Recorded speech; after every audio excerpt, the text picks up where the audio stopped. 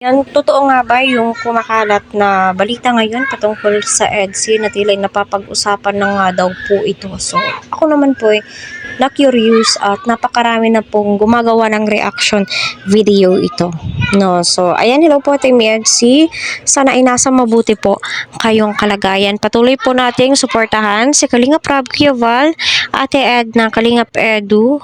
Huwag po natin skip ang kanilang ad. So, yan po yung topic po natin. Ito po yung time na nagbigay nga po ng relief goods ang EDSI doon nga po kila Viansay at kita naman po natin lahat ng Team Kalingap, mga supporters, sponsors ay andon so napaka-bless po ng mga kababayan po natin na nasasakupan ng Team Kalingap kasi abot po talaga sila ng tulong and syempre with the guidance of mga sponsor ng Team EDSI, mga viewers, syempre malaki din po ang ambag ng mga viewers sa mga pabahay, especially not skipping ads, napakalaking tulong po yun.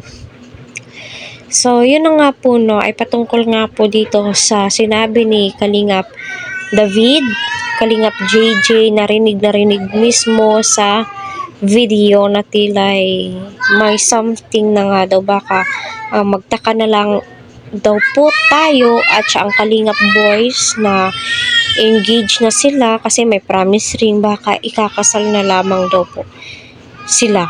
So, totoo nga ba yun? Kung alam nyo, kung totoo man po yun, ay syempre, napakasaya po nating mga supporters, diba? Kasi nga po, yan po yung gusto po nating mangyari, diba?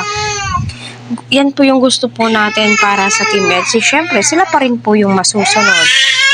Tilay, ibang-iba na nga daw po yung level daw po ng love team ng EDSI.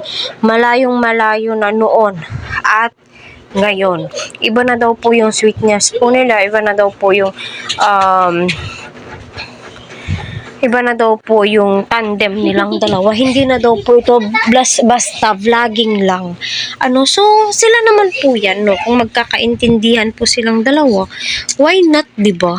Kaya di naman po sa pangbabasya, pero medyo naprepreskuhan lang po yung ibang Team EDSI kay Kuya David, the way na siya ay mag-deliver ng salita or magbigay ng info, diba?